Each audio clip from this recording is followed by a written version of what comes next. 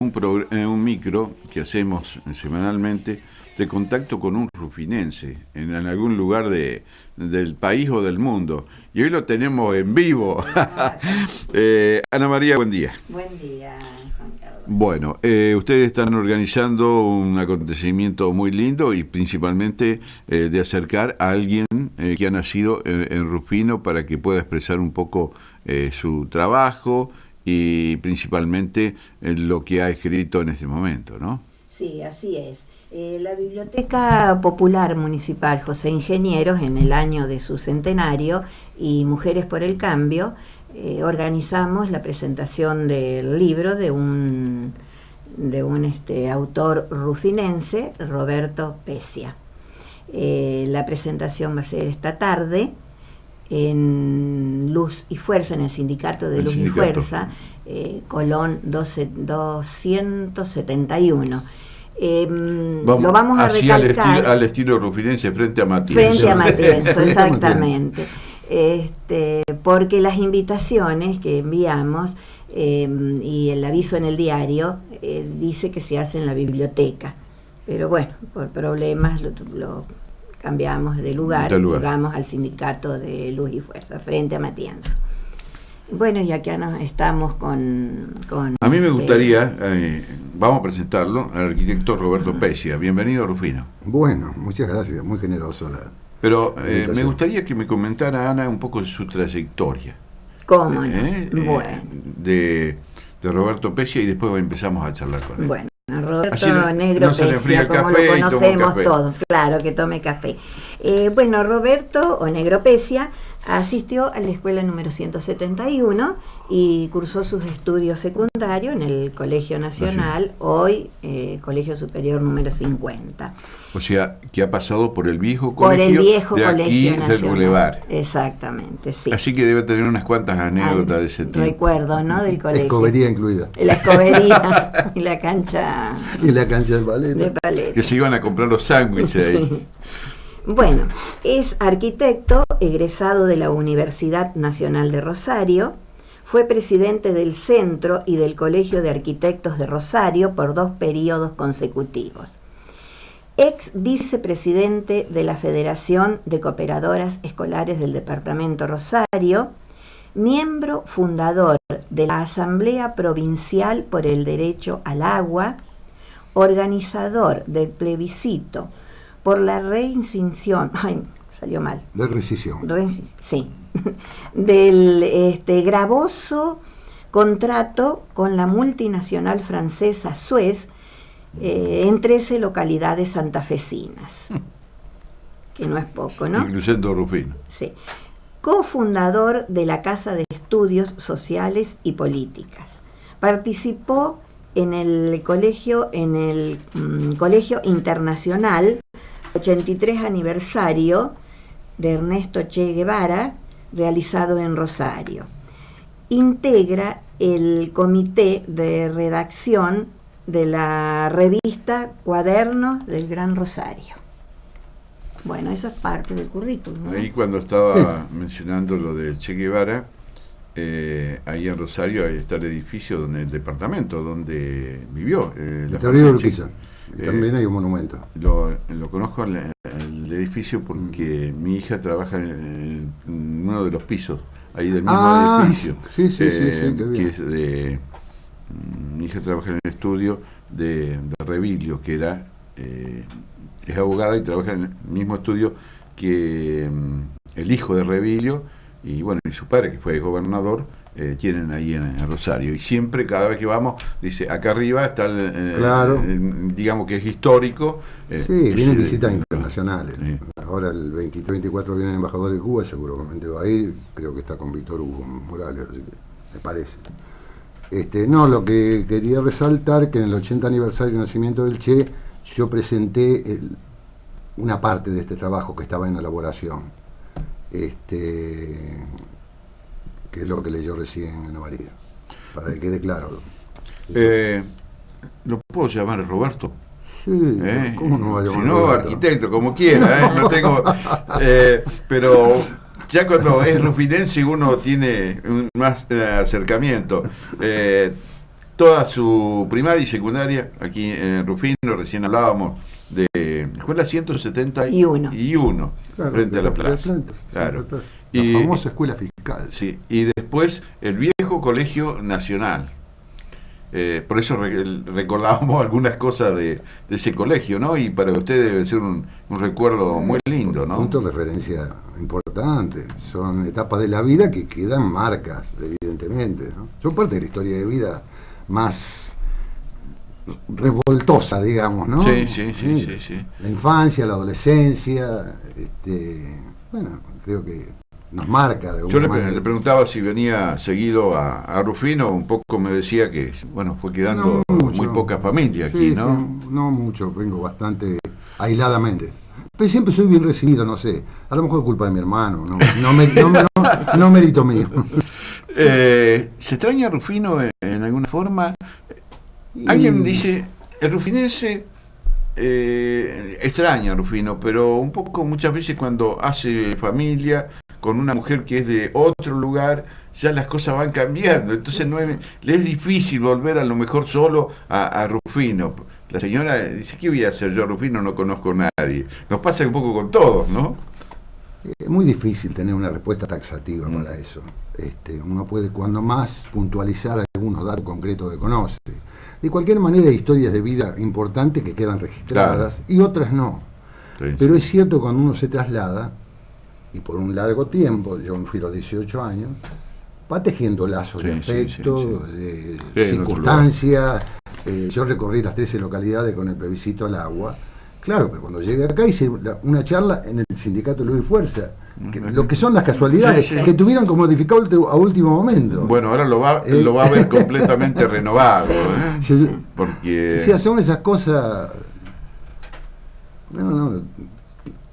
Las cosas quedan de alguna manera. Y eso que está en un lugar que Rosario, hay una cantidad de gente.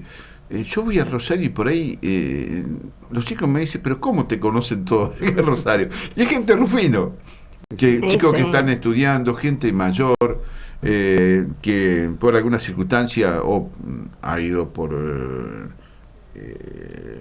que tiene un problema de salud y se quedan en Rosario, otro porque sus hijos se han ido, y hay muchos rufinenses, lamentablemente, porque los jóvenes se nos van de Rufino. Ese es uno de lo que decíamos, charlábamos fuera del micrófono. Sí, es cierto, pero hay un amesetamiento de un censo al otro. Lo que concentraba en las áreas metropolitanas más importantes, ahora se van quedando en capitales de provincia. Las provincias que eran excedentarias de población, como las provincias del norte, por problemas de pobreza aguda, etcétera, etcétera. Hay un amesetamiento en la última década y media, donde la gente va retornando. Eso se nota mucho en la construcción, una actividad que yo estuve muy ligada porque trabajé en la actividad privada. Pero acá hasta ahora ha sido distinto. Usted que es no, pero es acá cierto. Se iba a invertir el productor agropecuario o el que podía, se iba a invertir a Rosario. Compraba un departamento. Aquí hay gente que tiene 2 o 3 departamentos y los tienen en alquiler en Rosario. Mucha gente de Rufino. Es cierto. Parte correcto, de parte del problema que tenemos nosotros. Ahora, no ocurre eso cuando empieza a haber asentamientos fabriles. No hay ningún país en el mundo que haya llegado a niveles de desarrollo aceptable con la actividad primaria solamente. Sí. Ningún ejemplo en la historia del planeta. Tiene que ser complementaria. Es lo que hizo un gigante como Brasil. En los años 30, articularon la actividad primaria y la secundaria. Por eso es una potencia industrial. Nosotros todavía estamos en esa pelea, como dice permanentemente Aldo Ferrer, y tiene varios trabajos al respecto. No son antinomias, no son problemas dicotómicos, no son antagónicos. Tienen que necesariamente ser complementarios. Claro. Quien tiene la fortuna que la naturaleza le bendice un suelo como la pradera nuestra, como la pampa húmeda nuestra, tiene que estar agradecido. Sí, es cierto. Pero para eso también tiene que hacer esfuerzos. En algún momento tendrá que hacer riego artificial. No podemos esperar siempre la lluvia. La lluvia. La bendita lluvia, o soportar las sequías. y salir en auxilio. Si todo esto forma parte de la discusión. Ahora, no hay ninguna posibilidad de articular ideas diferentes si uno va con preconceptos. Vos sos malo y yo soy el bueno, o a la inversa. En el trabajo hice lo mismo, casi diría como un planteo cartesiano, para decirlo con algún rigor.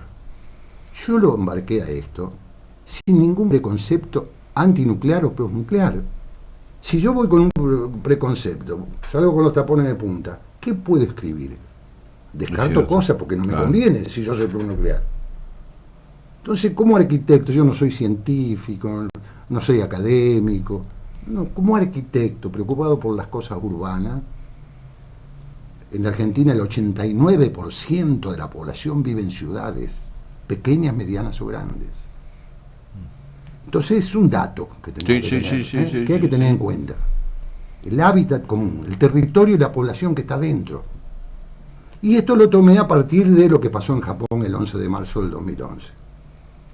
Con el accidente de Fukushima, que todavía está latente, que no se ha resuelto, que la gravedad sigue estando en las mismas condiciones o tal vez peores que el 11 del 3. Claro, y eso ya no se conoce tanto, ¿no? No, es que esta industria tiene una característica: la desinformación, la manipulación. Claro, la manipulación. Por eso en este libro me tomé el atrevimiento de hacer un capítulo sobre los medios de comunicación. No porque yo sea un experto, no es ajeno el problema nuclear a lo que nos dicen los medios. Por ausencia o por presencia, los silencios hablan en cualquier diálogo, siempre. Aunque uno no abra la boca, algo está diciendo con ese no abrir la boca. Bueno, en alguna cuando forma, no está en la agenda el relato mediático, cuando no nos dicen y nos ordenan casi qué pensar, qué discutir y cuál es el del tema, algo pasa. Claro. Entonces, ¿yo qué hice? A partir de la complejidad de una región que Asia tiene la mitad de la población del planeta. No estamos hablando ya de Ucrania, de Chernobyl en 1986, cuando era una zona agrícola. Y va a duplicarlo en 35 años. Ahora, ¿Japón qué es? Japón es 2 veces y media la provincia de Santa Fe, con 42 veces la población. Viven apiñados. Lo digo en el término, no con falta de respeto. Si acá el sueldo urbano, acá en Rufino, en Rosario, en Buenos Aires, es fruto de la especulación, bueno, si yo le cuento alguna anécdota de lo que pasa en la vivienda en Tokio, usted no me lo va a creer. Con la especulación de la tierra, no me lo va a creer. Pero bueno, el problema es abordar qué pasa en esa ciudad o en ese país, para tener idea qué significa. Porque esto no es una casualidad lo que ocurrió el 11 del 3. En 1999 ocurrió esta catástrofe en otra planta nuclear en Japón. Y esto con esto que quiero decir, no, tenemos que poner las cosas sobre la mesa para tratar de opinar entre todos. Yo no soy científico, usted no es científico nuclear, pero nos incumbe a todos, porque todos estamos sobre la matriz letal, peligrosa, de un residuo que dura de 1000 a 1500 años, aunque no haya accidentes, y que no tiene resuelto su manera de almacenar en el orden planetario. ¿Qué soy, antinuclear? No, estamos describiendo un problema que está oculto, que está en el ámbito académico, que está en algunos medios de comunicación atravesado, ninguneado. Hoy dicen que la catástrofe de Fukushima es causa del terremoto primero y del tsunami después. Lo que se mencionaba del terremoto y del tsunami. Y hay aseveraciones que dicen no hay muerte por causa nuclear. Bueno, en febrero febrero de este año, lo operaron del hígado al director de la planta, que estuvo irrigando con agua de mar. En julio, lo operaron del páncreas, del pulmón, y murió a los 58 años. Ahí está la... Estoy haciendo un comentario para... Algo había charlado por otra circunstancia con el hijo del doctor Ferreira, para ubicarlo a usted, que está en Japón, cuando sucedió el tsunami, estuvimos en contacto con él, como rufinense, queríamos, y bueno, un poco nos explicaba lo difícil que fue para él, y eso que ya hacía mucho tiempo que estaba allá, ¿no? Y la situación que se presentaba, que es un poco lo que usted menciona. Claro, el problema es que es una potencia, hoy tercera, fue superada por China hace una década, el segundo puesto, en la cual el tema del combustible y la electricidad es capital en las sociedades desarrolladas fundamentalmente, por el derroche, por el alto consumo, por el consumismo, por la mala utilización, por lo que sea. La energía es una cosa vital. Ellos no tienen petróleo y tienen muy poco carbón. Entonces el 35% de la matriz total del producido de electricidad depende de sus 54 plantas nucleares. Claro. Tiene una planta nuclear cada 4.000 kilómetros, Claro, como Europa. Es tremendo. Pero Asia es la que tiene más. En segundo, Europa. Europa también está multiplicada porque carecen de energía propia. Y parecía que eso es la panacea. El problema es que están los humanos al lado, entonces las reiteradas accidentes, que no son accidentes cuando es una casualidad que pase en el tiempo y en el espacio, cuando son recurrentes, cada 3 o 4 años ocurre un accidente o un incidente nuclear. Roberto, se le va a enfriar el café. Mientras tanto, le pregunto a Ana, vamos a reiterar la hora de la presentación del libro. Bueno, la presentación del libro, creo que no dijimos el nombre del libro, ¿no? No. Energía nuclear, réplicas humanas y urbanas. Se va a realizar esta noche a partir de las 20 horas en el Sindicato de Luz y Fuerza de Rufino. Volvemos a repetir, Colón 271 frente a Matienzo. Y bueno, y ahí invitamos a todos los interesados que se acerquen. Lo organiza la biblioteca y Mujeres por el Cambio. Roberto, ¿cómo lo va a presentar en el sentido hacia la gente que lo acompañe? Mire, ¿Cómo lo hace habitualmente usted? Sí, como yo no soy ningún técnico, ningún científico desde el punto de vista de la disciplina nuclear, intentaré que lo logres otra cosa, como lo he venido haciendo en Resistencia en la Feria del Libro, en 2 oportunidades en la ciudad de Rosario, de la manera práctica, en el sentido de que esto no puede estar en un no lugar cuando ocurre un accidente. Sí. No existe eso. Tiene sus particularidades, su territorio, sus habitantes, su hinterland, su espacio, como decimos los arquitectos. Entonces, esto hay que tenerlo en cuenta. Me imagino que ahí también un poco transmite usted la situación argentina. Bueno, después llego a nuestra región. Claro.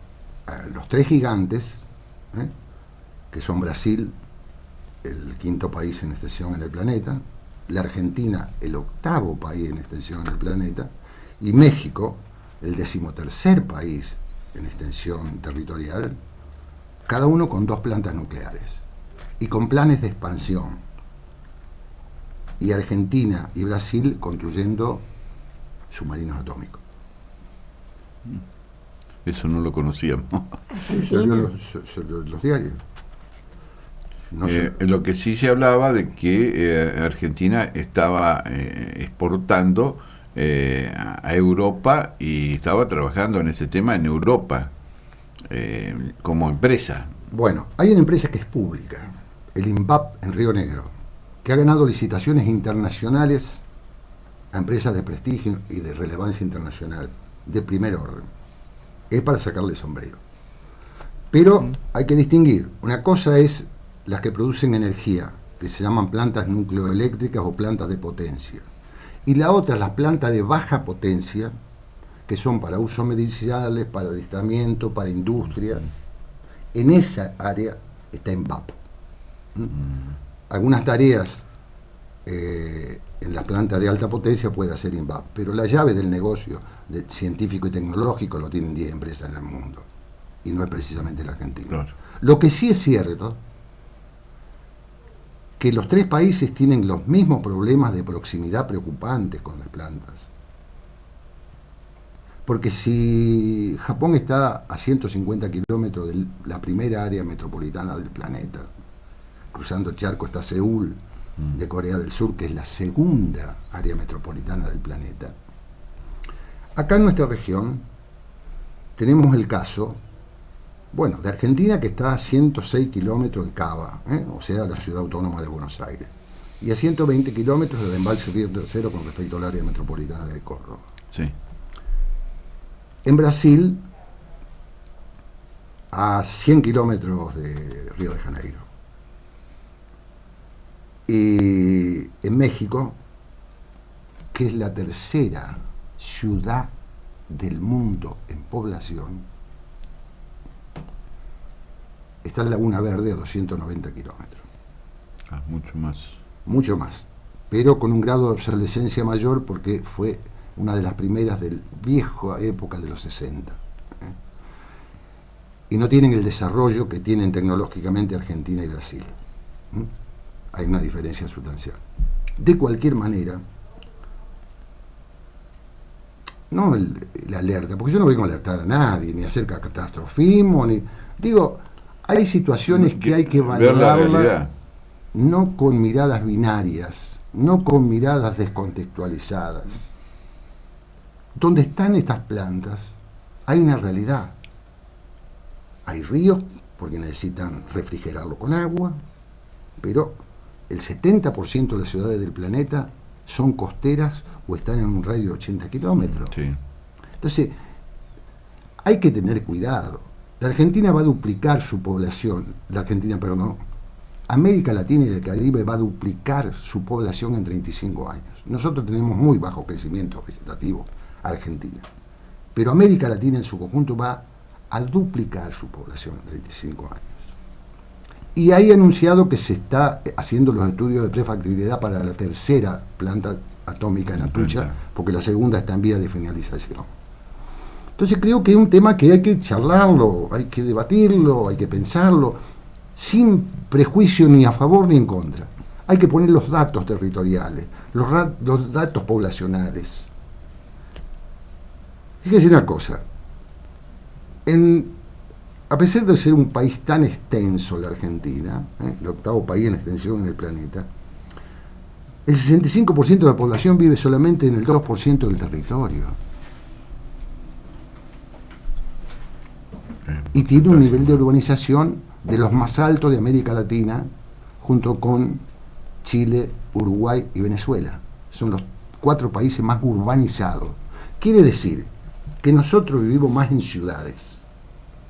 Y el mundo, en octubre de 2008, pasó por primera vez la especie humana a superar al habitante rural, lo superó el habitante urbano. Todos estos datos que se transmiten en el corto plazo, en 20, 30 años, tienen que formar parte del problema cuando usamos un combustible como el uranio, que se presume tiene vida a 60 años. Se agota. Entonces, ¿vamos a seguir invirtiendo en eso? Perfecto. Las barras de combustible usado, tienen una radioactividad prolongada de 1000 a 1500 años vista. Nadie puede asegurar que son más ni que son menos, porque son cálculos probabilísticos desde el punto de vista matemático que hacen los científicos. Nunca exageran a favor. Yo creo que debe ser el piso mínimo que toman. Lo mismo que ha dicho Japón. Japón iba a mantener su planta en 40 años. De las plantas que, digamos, puede tener o tiene la Argentina. Pero también se habla de los residuos que en alguna forma van llegando a los países sudamericanos. ¿Es así? Bueno, ¿Que eso es lo más grave? A donde hay, sí, seguridad, es que han llegado algunos países africanos, de los países centrales. Malí, bueno, países pobres, chantajeados, que también es un tema que habría que desarrollarlo, ¿no? Del total del uranio, esto de acuerdo a informes oficiales de la OEA, de la Organización Internacional de Energía Atómica de Naciones Unidas, no es una presunción. el 91% del uranio se usa en fines bélicos. Y el 9% restante, estoy redondeando cifras, Sí. se usa para lo que se dice energía de uso pacífico. ¿Dónde van eso? Hay un gran interrogante. Lo que sí está seguro uno, por declaraciones oficiales de estas organizaciones, es que no hay ningún repositorio seguro. No se ha construido todavía ni se ha proyectado. Todo han fallado. Algunos dicen que se depositan en países muy pobres, Claro, como los tóxicos. Claro, como, se habla de que muchas veces por la deuda de los países se negocia. a veces no hay que tener forma. deuda, las presiones pueden ser infinitas, ¿no? Se habla de depósitos en en los casquetes polares, se habla del océano. Bueno, tirar agua radioactiva como está haciendo hoy para parar Fukushima, va a llegar a California el agua radioactiva del Pacífico a fines del 2014 y como máximo en el primer semestre del 2015. Eso lo dicen científicos norteamericanos, de la academia, no los medios. Sí. Ahora, ¿qué hago? Vuelvo a reiterar. Vengo acá con una bocina para que cunda la alarma. Pero es importante. Digo, esto es una pertenencia de la especie humana. Todos tenemos que debatir. Y esto está oculto. Sí. Entonces tiene que haber información veraz, transparente. No es que ni usted ni yo nos vamos a poner, ni ella, en ingeniero atómico. Conocer las posibilidades a favor y en contra. Porque está en juego las generaciones que vienen. En alguna forma decir, abrirle la cabeza un poco a todos, ¿no? Que uno no piensa, estamos en lo cotidiano, lo de todos los días, y no se piensa... Para hacer un paralelo, que a lo mejor no es muy feliz, conocemos lo que pasó en Filipinas, porque es zona que está en la misma corriente del círculo de fuego del Pacífico, que llega hasta Chile, pasando por México, por California. Los últimos terremotos en Chile se demolieron edificios de 20 pisos en el Distrito Federal. Pero contra la naturaleza, lo único que se puede es morigerar las cosas, no evitarlas. Un tifón, si uno tiene gente adiestrada, como tenía recalco Japón, porque fue un desastre como actuó en este momento, en el 2011, no lo digo yo, lo dicen documentos oficiales del gobierno japonés. Fue de terror. La gente huía y no sabía dónde iba y volvía al foco de la planta. Y fíjese este tifón de ahora. No, pero es un país tremendo, científicamente de primer orden. Sí, usted hablando de Japón. En ese sentido, claro, estamos hablando de Japón. Sí. Entonces, si ocurre en esos países, por más que lo nieguen, hay todo un mecanismo de desinformación en función de eso. De que son fallas humanas. No son fallas humanas. Son fallas científicas. Porque la reiteración ha demostrado eso. Es siempre cierto, también es cierto, que cada vez que hay accidentes, los protocolos de seguridad se hacen ajustes, etcétera. Pero con eso uno no pierde de vista la letalidad potencial. Yo lo llamo potencial urbanicidio, en este caso.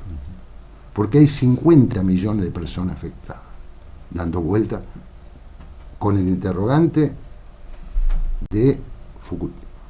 ¿Sabe que yo en alguna forma lo he seguido un poco por arriba el tema? Soy radioaficionado a la vez, no solamente de radio. Entonces uno cuando tiene contacto con distintos países, un poco ellos van comentando su problema y uno en alguna forma los nuestros, ¿no? Por eso le decía de que en alguna forma no en su profundidad como lo tiene usted manejado, pero es una situación muy grave, aunque por lo menos preocupante, que no tiene por qué estar abajo de la mesa. Es un paso. Pediremos transparencia para saber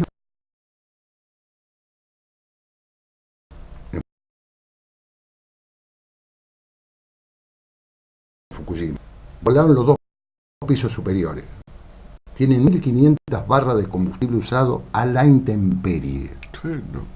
No saben cómo transportarlo. Japón no sabe cómo transportarlo. Sí. Porque no es cuestión, una barra radioactiva, por más que tiene sus protecciones de un vidrio especial, de acero especiales, no se agarra con una grúa. No saben cómo transportarlo y a dónde transportarlo. Porque el edificio además está en estado de fragilidad. Claro. Con lo que pasó en el terremoto, que fue anunciado 6 meses antes y no se tomaron las precauciones del caso. Eso también lo dice el informe Atamura, que es el informe del gobierno japonés, que se lo encargó a un ingeniero especialista en fallos industriales, profesor emérito de la Universidad de Tokio, que recorrió el mundo. Ese informe, parcialmente, inclusive se puede levantar hasta de yo abordo mucho prensa cancillería, además de los periódicos del exterior, salió hasta en la prensa de la cancillería. Eso se publicó el 27 de diciembre del 2011. Y después hay otro informe que encargó el Parlamento japonés. Es lapidario. Grado de corruptela del órgano de control.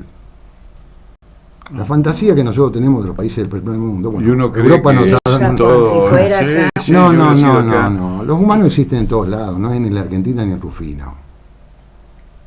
Eso uno lo puede decir cuando no tiene la información. Claro. Si no, veamos lo que pasa en Europa. Están recibiendo los coletazos, hay que salvar los bancos y no los seres humanos. Pero bueno, y en los países, creo que de lo denominado el viejo mundo, ¿no? Se quedaron con la vieja receta. Y acá lo mismo. Japón era uno de los países líderes en prevención de catástrofe, porque la región tiene movimientos sísmicos, réplicas se llaman, lo de menor intensidad, por eso lo pongo en el título del libro, en forma regular y sistemática. Ocurre el 40% de los terremotos del planeta, zona de volcanes, de tsunami, de maremoto. Ellos tienen que tener organizado. Esto fue un desastre, una inoperancia, y ni hablar de lo que hizo la empresa, ¿no? Qué bárbaro, ¿no? Porque por eso digo que no se ha bueno, mencionado a lo mejor ya a un nivel muy importante, pero a nivel popular podemos decir, no se conocía. Bueno, creo que va a ser una buena charla esta noche, ¿eh? Creo que sí. Y espero que se encuentre con sus amigos, con compañeros. Bueno, yo cada vez que llego a Rufino, por más que sea aislada, los afectos aparecen naturalmente, ¿no? Y yo siempre soy bien recibido. Y esperemos que docentes que nos vayan, acompañen que se esta noche, es muy interesante. porque es muy interesante que esto se lo pueda transmitir también a los jóvenes y a los chicos, ¿eh? Sí, pero yo vuelvo a reiterar, a lo mejor un poco la pasión que yo pongo en la forma, en el acento, yo no quiero anunciar catástrofe ni sembrar el pánico. Digo, hay cosas que tenemos que conocer nosotros, aunque no seamos ni especialistas, ni técnicos, ni científicos. Porque es nuestra vida, la de nuestros hijos, la de nuestros tataranietos. Entonces, pero además no es de 200 personas, estamos hablando de millones de personas. Porque hay un informe de la Universidad de Columbia, donde hace un relevamiento de las 211 plantas nucleares que hay, 211, que es la mitad de los que están en actividad. Dentro de 3 décadas se van a multiplicar por 2, van a ser 978. Eso va a generar la posibilidad de más accidentes, ojalá no ocurra, pero que sí, no hay duda, es irrefutable, va a producir más barras de combustible agotado. Entonces creo que estas cosas... ¿Dónde va a ir a parar eso? Claro, ¿a dónde voy a parar? Le quiero robar 2 minutos más de tiempo con un tema, el tema de la empresa francesa. En alguna forma, desde que empezó usted esa gestión hasta, bueno, determinación, ¿no? En alguna forma ha sido muy bueno el trabajo y el alejamiento de esta empresa de Santa Fe, ¿no? Perdón, yo creí que se refería, hablando del tema nuclear, por eso dice no, por eso Areva. Perdón. No, agua. Claro, no, porque qué coincidencia, qué coincidencia. Le respondo enseguida, no esquivo la pregunta. Areva es una de las empresas más importantes de energía atómica, científicamente hablando, poderosa. Sí. Es francesa, Pero además Francia depende el 75% de su producido eléctrico de la energía atómica. La energía atómica. Mientras en América Latina solamente del 2,79%. De menos del 3%. ¿Por qué tenemos que correr ese riesgo? Es un planteo, yo no quiero dar soluciones porque no las tengo. Planteo interrogantes colectivamente para pensarlo entre todos. Le contesto lo de la Suez. Esa era la pregunta. Sí. La empresa francesa Suez vino acá y hizo, como se hizo en aquella década de los 90, un estropicio. Bueno, para ponerlo, en realidad la Asamblea del Agua yo me dedicaba a la parte internacional. Entonces puedo afirmar que cuando acá se privatizaba el agua, en el mundo solamente el 5% de la población mundial tenía el agua privatizada. Y en América Latina, el que hace la primera puntada inicial es el que inicia el movimiento neoliberal, que es el carnicero Pinochet. Chile todavía tiene el agua privatizada, lamentablemente. Es un derecho humano tener el derecho al agua segura. Cada 8 minutos se muere un menor de 15 años por agua no segura en el mundo. Eso no puede estar en la timba financiera, porque de eso se trata. No vienen a hacer inversiones. ¿Acaso vino a pintar oficinas, a cambiarle los uniformes a las empleadas, a poner chicas lindas? No cumplió en los 8 años que estuvo el primer año de lo pactado en el plan de obras, por contrato. En el primer año no cumplió, ni el primer año. Pero los tarifazos siguieron. Cuando se terminó la convertibilidad del 1 a 1, dejó de ser negocio. Suez sola se fue. Claro. Pero igualmente inició los juicios en el CIADI. ¿El CIADI qué es? Es un órgano del Banco Mundial donde se dirimen las diferencias entre el país receptor y el país inversor. Eso se dirime en un juicio inapelable del Banco Mundial. ¿El Banco Mundial qué es? Las acciones de un montón de países. Claro, un montón de ¿Quién países manda el Banco Mundial? No lo manda la Argentina, ¿no? Ningún país periférico. Bueno, durante la época del Menem hasta de la Rúa se firmaron 59 convenios, tratados con el CIADI. Brasil no firmó ningún tratado con el CIADI. Entonces nosotros tenemos una espada de Damocles que venimos arrastrando, porque siempre van a ser en contra. Claro. Se dirimen allá, se dirimen. Es como los fondos buitres. ¿Qué van a decir a favor nuestro? Entonces, lamentablemente es así, perdón. Bueno, por suerte se fueron por un lado, pero quedó pendiente el juicio del CIADI en la provincia. Que uno no sabe cómo puede terminar. Pero lo positivo es que retornó un servicio público. Que se podrá gestionar bien, mal o regular, no importa. No hay ningún país que se haya desarrollado sin un Estado activo. Cuando vino la crisis de 2008, Obama nacionalizó la General Motors. No es que salvó los bancos solamente, para mantener el empleo. Claro. Que es comunista Obama. Claro, no lo digo en defensa de Obama. No, digo, no es cierto. El Estado está presente siempre. Siempre. Si no, veamos lo que es la eurozona, con el proteccionismo agrícola. Para decir un ejemplo, nosotros que somos productores excedentarios de la actividad primaria. Veamos eso nada más. Resoncamos hace 30, 40 años, cuando tenemos que analizar por qué están los subsidios a sus productores, para retenerlo en el campo, para tener una política activa en el territorio. Ellos no tienen las concentraciones deformantes que tenemos nosotros de población en el 2% del territorio, porque lo subsidian para que se quede en el campo, y van hasta le recogen el residuo en el campo. Sí. Pero además les subsidian la producción, y además les ponen barreras arancelarias. Sí. Y todavía hay gente, lamentablemente, ¿no?, que vive en la prehistoria. Quieren que las cosas sean libres, cada uno decida ¿quién decide? Lo que tiene libertad para decidir son los poderosos. Y nosotros no estamos entre los países poderosos. De los 199 países que forman la ONU, nosotros estamos en un país medio. Pero nos queda mucho camino para recorrer, sobre todo cuando es tan antidemocrática la gestión de Naciones Unidas, ¿no? 5+1 mandan en el Consejo Permanente y se acabó. Claro. Lo demás es por la galería, estrellita de colores de la democracia. Hay un compromiso de la Organización Mundial de la Salud. Escuche lo que le voy a decir. Que firmó un compromiso de confidencialidad con la OIEA, la Agencia Internacional de Energía Atómica. Por eso ha sido denunciado por el catedrático suizo Jens Ziegler,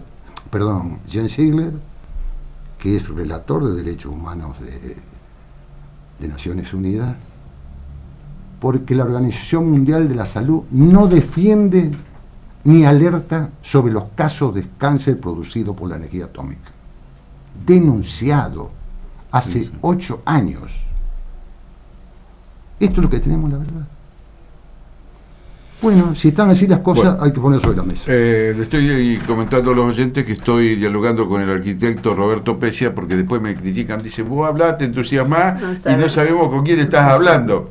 Es un rupinense, nacido en Rufino, y esta noche viene a presentar su libro. Está junto a Ana María Paz, integrante aquí de la biblioteca, que los van a recibir a las 20 horas aquí en el Sindicato de Luis Fuerza. Así es, los esperamos. Roberto, ha sido un gusto que nos visite. A mí me alegra cada vez que un rupinense pasa por Rufino, y bueno, no lo conocía a usted, conocía a su hermano, no sabían que era mellizo tampoco.